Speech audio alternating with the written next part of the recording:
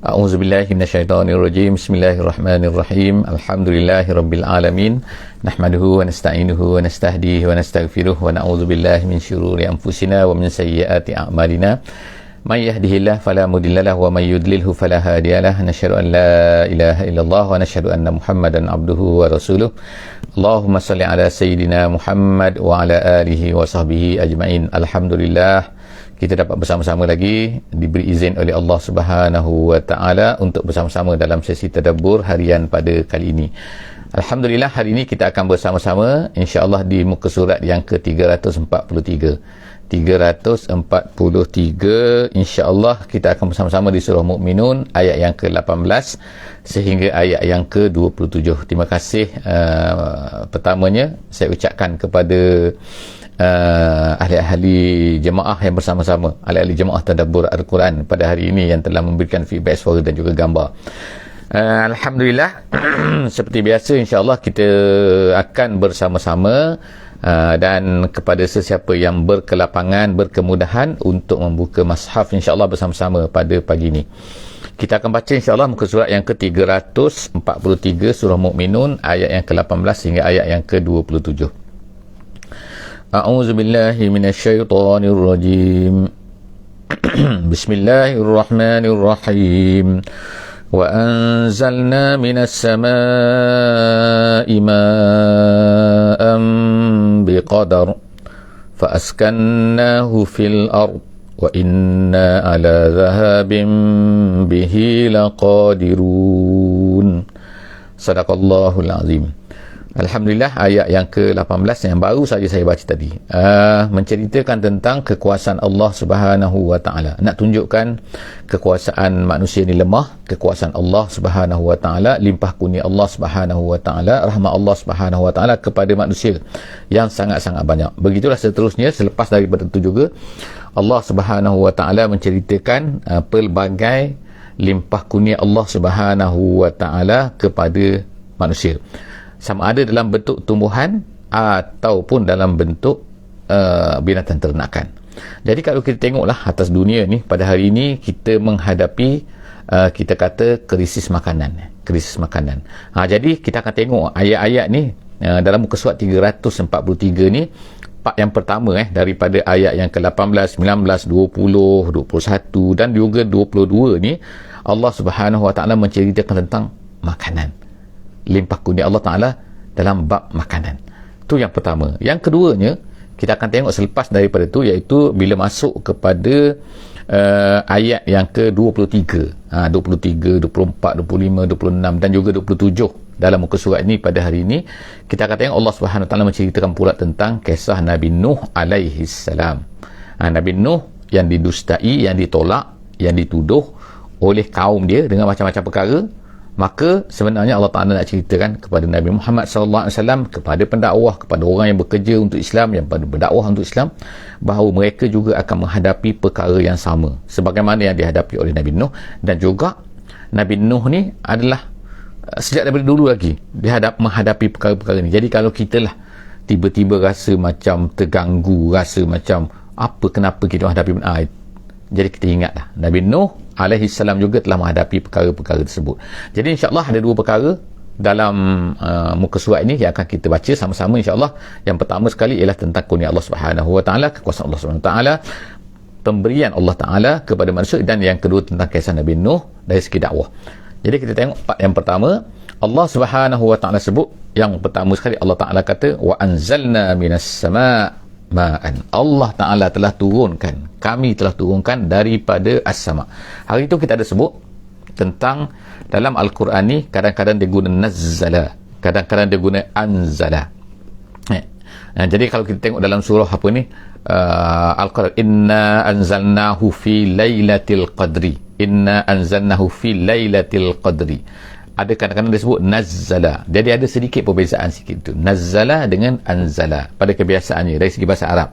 Jadi makna apa beza tu insya-Allah kita dah terangkan dulu kan. Itu yang pertama. Yang keduanya, Allah Taala sebut sini bahawa yang menurunkan air daripada langit itu ialah Allah Subhanahu wa taala. Langit ni, langit apa langit ni kan, kita kata langit dalam bahasa Arab maknanya ialah yang sebelah atas.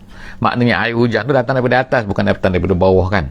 Habis tu yang keluar daripada perut bumi tu adalah hasil daripada air hujan yang datang daripada atas juga. Maknanya datang, dia masuk dalam perut bumi, kemudian dia keluar jadi sungai lah, jadi mata air lah dan sebagainya. Kalau tak ada hujan, tak ada apa-apa, sungai pun tak ada. Kita tengok di padang pasir kan, mana ada sungai, mana ada mata air. Kadang-kadang lah setengah-setengah tempat tu ada mata air kerana simpanan daripada air hujan yang telah turun sekali-sekala tu. Tapi apabila hujan tak ada, maka tak adalah tanaman dan sebagainya. Kita pun tahu kan. Jadi Allah SWT kata, siapa yang menurunkan benda-benda ni semua? Wa anzalna minas sama', kamilah yang turunkan daripada langit ma'an. Air ni macam mana air ni? Katalah ahli sains, katalah inilah berlakulah pemewarapan daripada laut betul naik ke atas. Itu semua adalah cara fikir manusia kan, nak ceritakan bagaimana kan. Tapi yang menurunkan, yang memberi kuasa, sebab tu kalau tak ada air, Allah Ta'ala tak jadikan air, Allah tak jadikan kemarau, manusia semua susah kan. Jadi Allah Ta'ala kata wa anzalna minas sama' ma'an biqadar.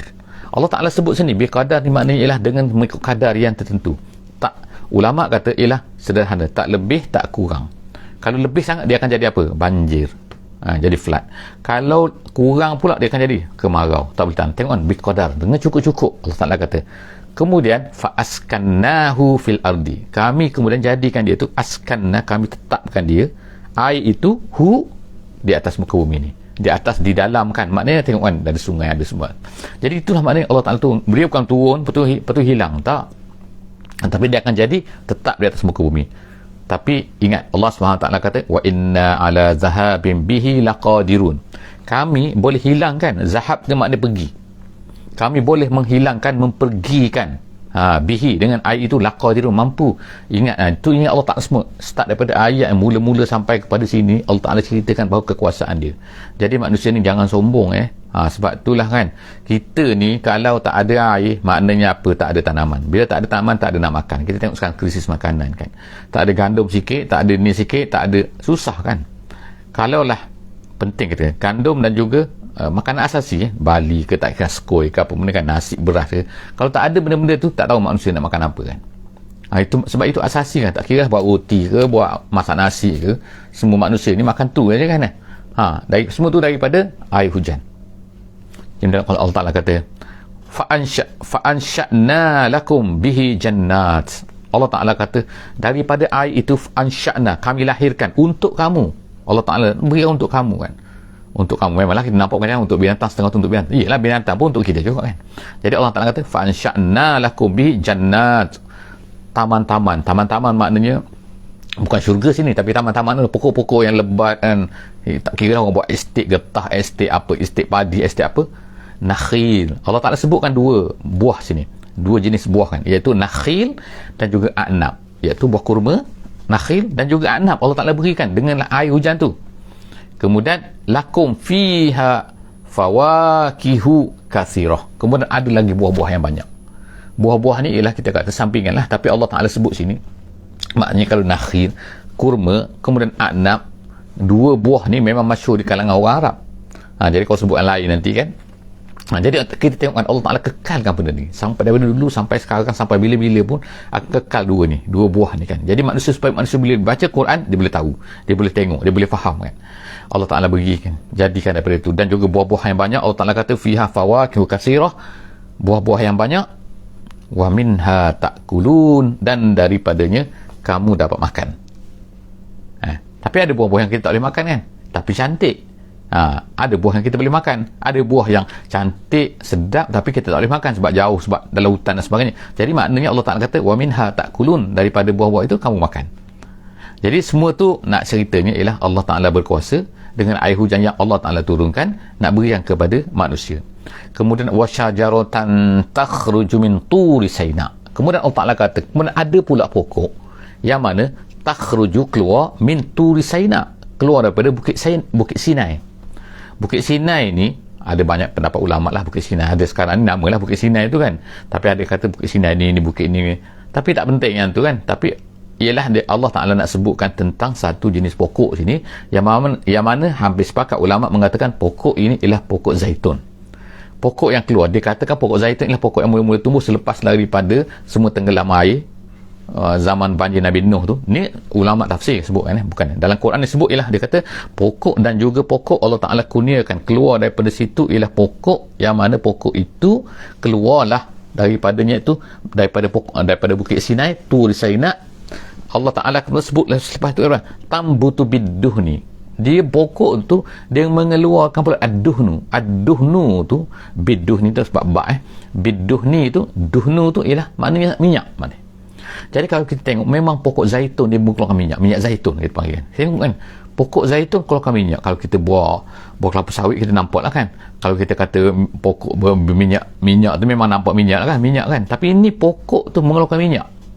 Pokok zaitun ni memang hebat kan. Jadi hanya ada di kawasan Mediterranean lah, kita kata negeri Arab sekitar tu kan. Itu pokok zaitun. Jadi pokok zaitun ni Allah Ta'ala sebut biduh ni. Kemudian wasibrin lil akilin. Zaitun ni dia tu keluarkan minyak tu boleh guna buat macam-macam.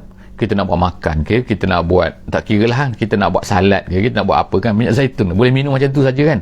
Dah lah, dia ni hebat kan, tak ada kolesterol, macam hebat lah, minyak yang hebat. Kemudian dia ni boleh sibrin tu maknanya ialah digunakan untuk cicah kan. Kalau ikut asal makna sibrin tu warna ni, sebab orang Arab ni dia akan ambil roti, dia akan cicah dengan tu makanan simple kan, cicah dengan roti, cicah pada minyak zaitun tu. Jadi dia akan bertukar color, sebab tu nama sibrin. Jadi sibrin akhirnya maknanya ialah iaitu yang di lauk, kita kata lauk. Lauk. Jadi lauk dia simple je, tak macam lauk orang Melayu lah kan. Lauk orang Melayu kena masak ini. Lauk dia simple, ambil minyak tu, cicah je dengan roti, letaklah garam apa pun sikit kan. Orang Arab tradisi dia masih ada makan makanan ni. Makan makanan iaitu apa? Mencicah roti dengan menggunakan minyak, cicahan dia ialah apa? Iaitu minyak zaitun. Jadi Allah Ta'ala sebut sini kan, biduh ni kemudian wasibrin lil akili, menjadi tempat cicah, bahan kuah untuk orang-orang yang nak makan. Disebutkan oleh Al-Quran kan, ini hebat zaitun ni.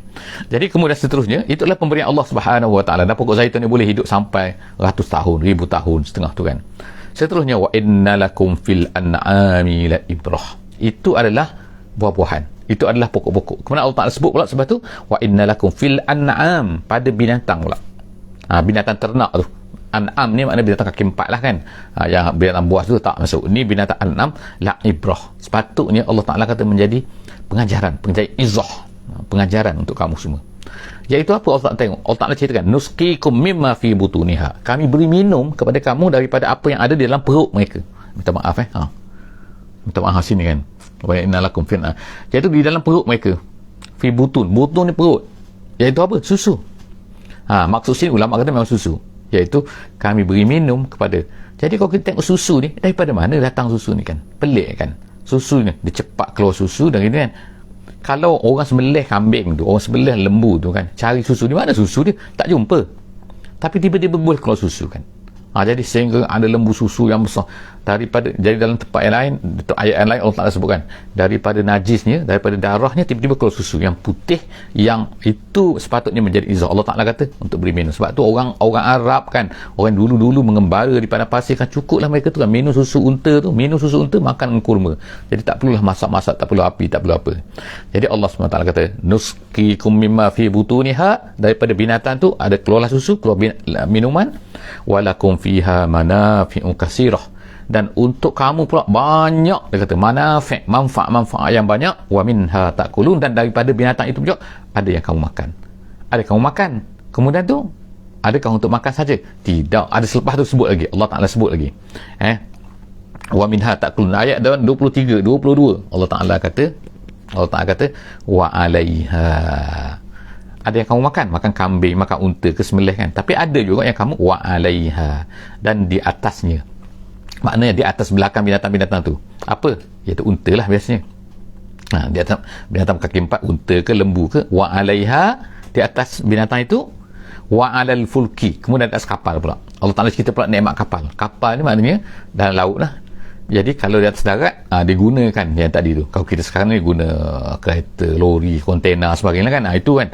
Jadi maknanya guna kapal terbang. Allah Ta'ala sebut kapal terbang sini. Wa 'alaiha, dan di atas binatang tu, wa 'alal fulki, kemudian di atas kapal pula, tuhmalun, kamu dibawa. Allah Ta'ala kata kamu diletakkan, kamu berjalan mengangkut menggunakan itu. Jadi makna sini kita tengok kan, Masya Allah, Allah Ta'ala sebut semua kan, manfaat untuk menggunakan binatang. untuk minum binatang ni, untuk makan daging dia, kulit dia, manfaat ukhra tu maknanya macam-macam kan. Kulit dia boleh guna untuk ni, tulang boleh guna untuk ni, macam-macam lah kan. Kita kata kuku boleh guna untuk ni, macam-macam. Jadi Allah Ta'ala sebutkan manfaat kurniaan Allah Ta'ala kepada kamu semua kan. Daripada mana benda ni? Kalau Allah Ta'ala tak izinkan, tak boleh kan. Tengok kan, start daripada air, tumbuhan, kemudian ni. Jadi manusia ni, kalau kita tengok hidup kita kan, tak boleh lari daripada ni. Daripada apa ni, sama ada binatang ataupun tumbuhan. Tu saja kan. Pusing makan burger ke, makan nasi ke, makan apa ke, pusing, semuanya dua ni saja. Kalau tak ada dua ni, tak ada binatang, tak ada tumbuhan, habis manusia. Nak makan apa lagi? Takkan nak makan besi kan, takkan nak makan kayu kan. Kayu pun daripada pokok kan. Gitu. Habis itu Allah Subhanahu Wa Taala ceritakan tentang apa ni, nikmat-nikmat kurniaannya kepada kita semua, daripada ayat yang ke-18 hingga ayat yang ke-22. Sekarang kita masuk ayat yang ke-23. Allah Taala mula menceritakan tentang kisah Nabi Nuh alaihi salam. Allah Subhanahu Wa Taala sebutkan, walaqad arsalna nuhan ila qaumi. Sesungguhnya kami telah utuskan Nuh kepada kaumnya. Kaum Nabi Nuh lah.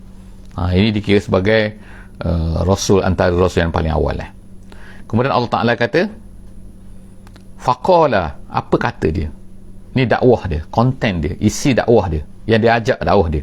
Dia kata faqala, ya qaum, wahai kaumku, u'budullah ma lakum min ilahin ghairuh. Yang mana sembahlah Allah, wahidullah, esakan Allah Ta'ala sahaja, yang mana tidak ada Tuhan melainkan dia, tidak ada Tuhan selain daripadanya. Jadi ertinya kita boleh faham secara tidak langsung bahawa kaum dia telah sesat pada masa itu. Kaum dia telah, tengok kan, baru saja daripada Nabi Adam AS. Mereka ni semua ni anak cucu Nabi Adam AS, tapi mereka boleh sesat. Mereka boleh, maknanya lari daripada, boleh sembah selain daripada Allah Subhanahu Wa Taala. Dalam ayat yang lain kita baca kan, dia telah, kaum dia ni telah sembah 5 berhala. Yang disebutkan Yarusnya, Nasnya dan macam-macam lagi. Jadi maknanya sini ialah tak lama ni manusia ni boleh sesat kalau tak ada peringatan. Sebab itulah kita ni sangat-sangat perlukan kepada pendakwah, pengingat kan. Kalau sesat apa guna lagi? Apa guna? Kalau dah sesat, walaupun teknologi, walaupun sains, walaupun apa kemajuan macam mana, kalau dah sesat apa lagi guna? Tak ada guna. Jadi ertinya sini ialah pentingnya agama ni. Kita tidak sesat tu penting. Yang lain tu adalah tambahan lagi lah untuk kita gunakan, sepatutnya manfaatkan untuk menyebarkan Islam ni, akan menjadikan manusia ni kembali kepada Allah Subhanahu Wa Taala, bukan hanya untuk kesenangan manusia semata-mata. Jadi ingat sini Allah Subhanahu Wa Taala kata sini, kami utuskan, Allah Taala ceritakan Nuh telah sesat kaum dia. Jadi Nabi Nuh pun mengajak mereka kepada agama yang benar. Kemudian dia kata, afala tattaqun. Afala kamu ni tak takut kah? Dia kata, Nabi Nuh bertanya kepada kaum dia, takut maknanya takhafuna azabah, kamu tak takut kepada azab Allah Subhanahu Wa Taala, kamu buat macam ni? Apa jawapan dia? Kita tengok jawapan ni Allah Ta'ala nak ceritakan sama saja berlaku sejak daripada Nabi Nuh, 1000 tahun kata 6,000 ke 7,000 tahun, kita tak tahulah kan, sejak daripada Nabi Muhammad SAW. Nabi Muhammad dengan kita pun dah 1,400 tahun, 1,500 tahun. Jadi kita tengok sini Allah Ta'ala, mereka berkata, faqala al-malak, kata ayat dalam 24 Allah Ta'ala cerita faqala al-malak. Al-malak ni maknanya ialah pembesar lah, terjemah kita kan. Tapi asal al-malak ni adalah penuh. Apa maksud penuh ni? Kata setengah ulama, maksud penuh ni kerana mereka ni nama-nama mereka berada penuh dalam pemikiran orang-orang yang berada di tempat tu. Ada yang kata mereka ni memenuhi tempat-tempat raja-raja mereka. Maknanya kalau ada majlis ke ada apa jamuan ke, mereka lah yang akan penuh. Sebab tu dinamakan al-malak, makna orang besar lah, orang biasa tak dijemput kan. Jadi makna itu makna al-malak, mala'ah penuh maknanya. Jadi dalam Quran Allah Ta'ala akan sebut biasanya al-malak ni akan menentang apa yang dibawa oleh nabi-nabi. Jadi dalam surah Nuh ni, surah Nuh Allah Ta'ala kata, surah cerita pasal Nabi Nuh ni, faqala al-malak, lalu berkatalah orang-orang besar ni, orang-orang yang penuh ni, penuh dalam ni, kata allazina kafaru. Tapi malak ni tak semestinya tak baik. Ada malak yang baik, tapi biasanya dulu al-malak ni kafir, biasanya dulu. Jadi orang kafir ni, al-malak allazina kafaru min qaumihi, daripada kaumnya. Mana ada al-malak yang baik gitu. Tapi of course lah kan tengok zaman, tengok keadaan, tengok mahaza, ini kata-kata dia, apa dia kata kepada Nabi ni, dia dalam dalam tafsir kata, dia berkata kepada orang-orang yang mengikut mereka ni, orang yang dengar cakap mereka. Dia kata apa? Dia kata mahaza illa basyarum mithlukum. Yang pertama sekali dia kata, ni Nuh ni, dia kata tak ada yang tengok macam manusia macam kita juga, tak adalah pelik-pelik sangat, tak adalah, bukan malaikat, bukannya bertanduk, bukannya ada tangan 10 ke, bukan, tak ada, tengok dia manusia macam kita je. Tengok tu alasan dia yang pertama, maknanya dia ni macam kita lah, bukannya hebat sangat. Jadi dia kata faqala al-mala'ul ladzina kafaru min qaumihi ma hadza illa basyarum mislukum. Kemudian apa dia kata? Dia buat tuduhan. Tengok dia buat tuduhan. Dia kata yuridu an yatafaddala alaikum. Dia ni, mereka kata ni Nuh ni dia saja ni dia nak tunjuk dia hebat. Itulah kan, yatafaddala ni mana hebat, naik, nak jadi ketua. Itu. Jadi dalam tafsiran kata macam itulah. Dia kata mereka tuduh Nuh ni nombor satu sama macam kita je. Yang kedua, dia ni nak jadi ketua ni, ada reason ni, ada sebab ni dia buat macam ni. Mesti ni. Jadi Allah SWT ceritakan tentang apa yang dikatakan. Jadi walau sya Allah, kata mereka, tengok kan, mereka guna nama Allah, maknanya Tuhan lah mereka kata kan. Walau sya Allah la anzala malaikatan. Perkara ketiga mereka kata kalau Allah Ta'ala nak utuskan Rasul, kenapa utus manusia macam ni? Utuslah malaikat. Nescaya Allah utus malaikat. Ini bukan malaikat ni. Tengok lagi tuduhan mereka yang ketiga, nak katakan bahawa sebenarnya Nabi Nuh ni bukan Rasul. Jadi mereka kata sama macam yang dikatakan oleh orang Quraisy kan. Jadi Allah Ta'ala ceritakan kepada Nabi Muhammad sallallahu alaihi wasallam benda-benda ni, ceritakan kepada kita bahawa benda ni akan berulang lah kan, sampai hari akhirat, sampai zaman Nabi pun macam itulah kan. Mereka tuduh Muhammad ni bukan. Kenapa? Mana malaikat? Kalau betul Allah Ta'ala turunkan malaikat. Tengok dia kata, kenapa turunkan manusia macam kamu ni Muhammad? Mereka kata. Jadi kemudian mereka kata pula, ma sami'na bihaza fi abainal awwalin. Ayat 24. Mereka kata, kami tak pernah dengar pun sebelum ni daripada tok nenek kami. Maknanya tok nenek kami tak pernah cerita pun benda-benda ni. Ni rasul macam ni. Tengok kan, tok nenek kami yang jadi hujahnya tok nenek. Jadi maknanya kalau tok nenek itu tak betul, moyang-moyang kami tak betul, orang dahulu sebelum kami dia tak betul, abauna tu maknanya ayah-ayah kami al-awwalin tu awal, yang awal dulu-dulu, maknanya yang dulu-dulu kan. Ma sami'na, kami tak pernah dengar pun. Dia kata kami tak pernah dengar pun. Jadi tu alasan nombor 4 mereka, kami tak pernah dengar. Jadi apa yang mereka tak pernah dengar tak semestinya tak betul. Yang betul, yang salah ni ialah kalau kita lah ni, apa yang datang dalam Quran, apa yang ada dalam hadis. Kalau benda tu kita tak pernah dengar, tok nenek kita tak pernah cerita, tapi kalau benda tu adalah betul, maka kita tak betul juga. Kalau benda tu ada dalam Quran, memanglah banyak benda. Kadang-kadang sebab kita tak belajar, kadang-kadang sebab benda tu tertutup kan. Kadang-kadang yelah kan, tak semua benda. Macam kita belajar Quran pun kadang-kadang, jarang-jarang kan. Jarang daripada kita ni yang baca semua Quran dan cuba faham, belajar semua kan. Jadi ni yang kita semua sedang cuba usaha kan. Walaupun kita buat yang termampu kita lah kan, tapi kita harapkan kepada semua sahabat-sahabat semua supaya teruskan belajar untuk faham apa yang ada dalam Quran ni. Tapi at least yang kita buat ni ialah kita nak tengok kan, apa ayat ni, ada ayat ni rupa. Kadang-kadang kita tak puas, kita baca tapi kadang-kadang kita tak tahu. Kita baca kadang-kadang kita tak faham. Kita baca terjemahan pun kadang-kadang tak faham lah. Jadi Allah SWT sebut sini kan, bahawa supaya kita ni dengar kan, kita ni tahu kan bahawa sebenarnya yang betul ialah dalam Quran. Apa yang tak disebutkan oleh orang-orang sebelum daripada kita tak semestinya tak ada. Kalau benda tu ada dalam Quran kalau benda tu memang tak ada dalam Quran, so kalau ada orang kata-kata macam ni, benda tu tak ada dalam Quran pun, tak ada dalam hadis pun, itu kita kena cek balik. Kita ramai ulama-ulama insya-Allah yang muktabar, yang apa ni, yang kita kata boleh diterima lah insya-Allah. Jadi boleh refer insya-Allah. Seterusnya Allah SWT sebut in huwa illa rajulun bihi jinnah. Ni yang kelima. Tadi 4 dah tuduhan mereka, al-malak, tuduhan al-malak. Kemudian yang kelima dia kata in huwa illa, ayat yang ke-25, in huwa makna tidak ada dah dia ni Nuh. Dia kata tidak adalah Nuh ni melainkan rajulun bihi jinnah. Jinnah ni gila, junun, majnun lah orang panggil, majnun. Tak ada. Dia kata ni Nuh ni tak ada ni gila ni budak ni, mamat ni sakit gila ni. Tengok kan, tuduhan makin dahsyat lah. Apa yang dikenakan kepada Nabi Nuh ni, dan memang itulah yang kena Nabi Muhammad sallallahu alaihi wasallam. Mereka tuduh Muhammad kan, mereka tuduh kata Nabi Muhammad ni ialah gila juga, bukan gitu, sama kan. Kemudian fatarabbasu bihi hatta hin, yang keenam, mereka kata tak apa, kita tunggu, lepas tu dia matilah. Fatarabbasu ni tunggu, tak apa, kita tunggu bihi dengannya hatta hin, sehingga satu masa tu ulama kata ialah sehingga dia mati. Jadi mereka berkata kepada Nabi Nuh ni, tak apalah, lepas ni dia mati habis. Sekarang kita tutup, kita jangan ikut dia, lepas tu dia akan mati.